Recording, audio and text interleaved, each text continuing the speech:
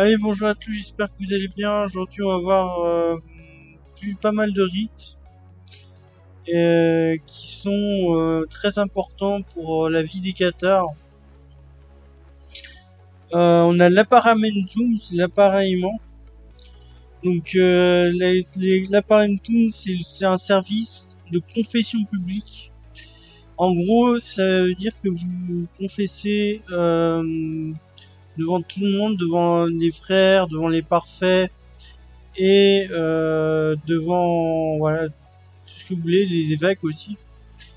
Et vous devez dire à peu près genre tout ce que vous n'osiez pas dire, tout ce qui est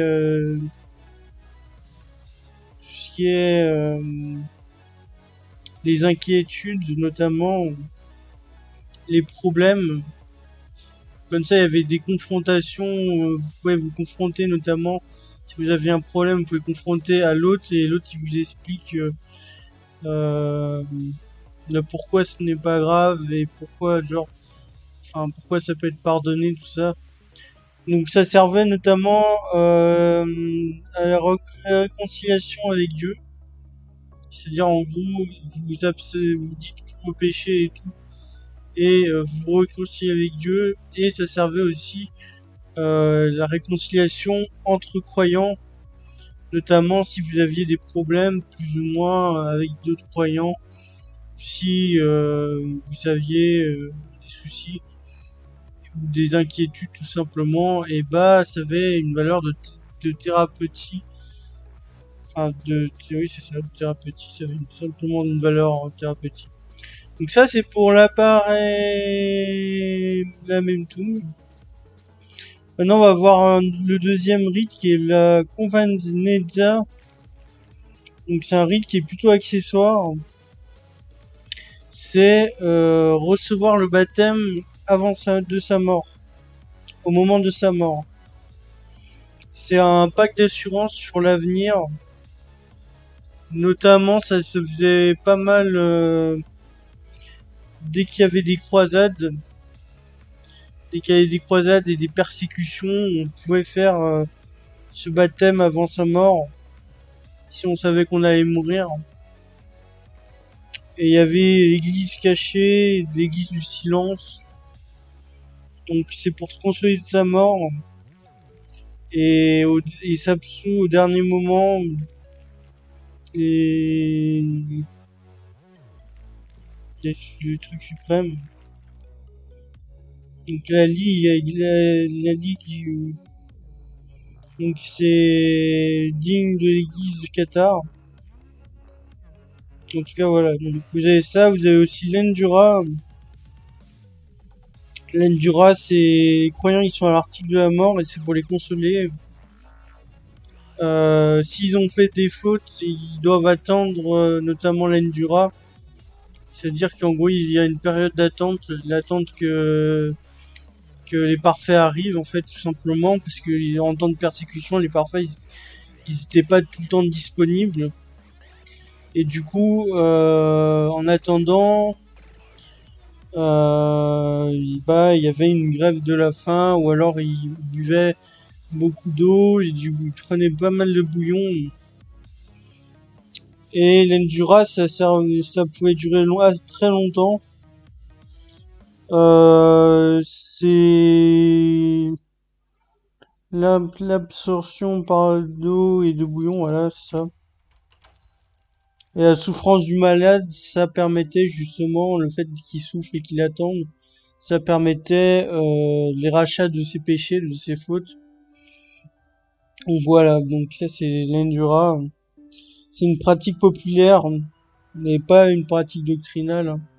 Ça n'a pas du tout été dit par Jean ou par les apôtres de l'Église, simplement. Et enfin, on va voir la prédication. La prédication ce qui est plus populaire chez les Cathares, qui est faite soit par les parfaits, soit par un croyant. Alors le but de ces prédications, c'est de faire de nouveaux croyants. Donc tu prédictes un peu les paroles de Jean, et du coup derrière Euh, tu prédiques les paroles de gens et derrière, les gens se disent, les nouveaux adeptes, ils sont d'accord avec ce que tu dis ou pas. L'argument principal, c'est que l'église avec un grand E, l'église romaine,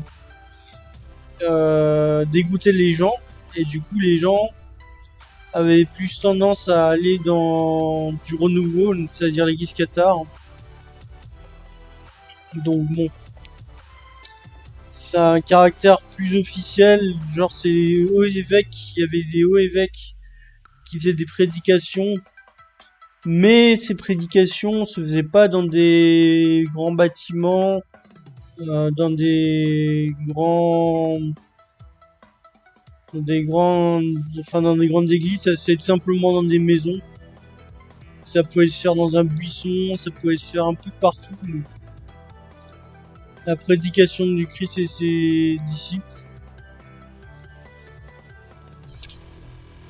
Donc, il y a l'ordre, du coup, Saint-Dominique qui s'est posé la question de savoir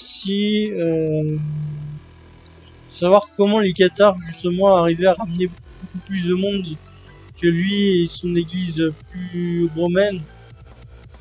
Et en fait, l'église romaine, le problème de l'église romaine, c'est que ils utilisent pas des méthodes simples, ils disent de croire et tu crois.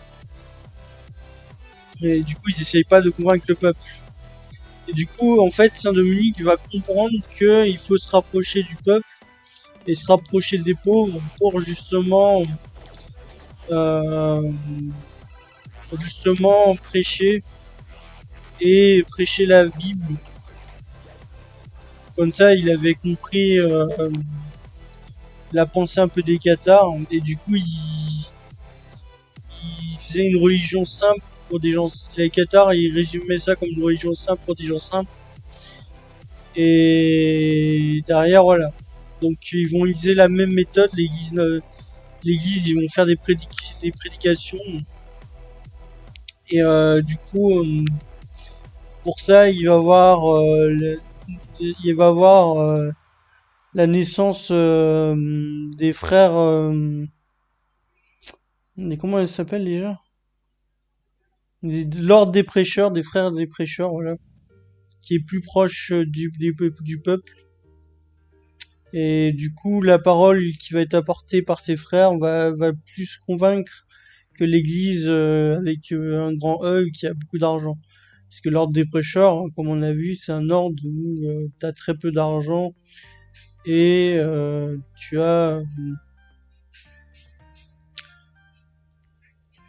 voilà, tu dois suivre l'enseignement des apôtres, la vérité des apôtres.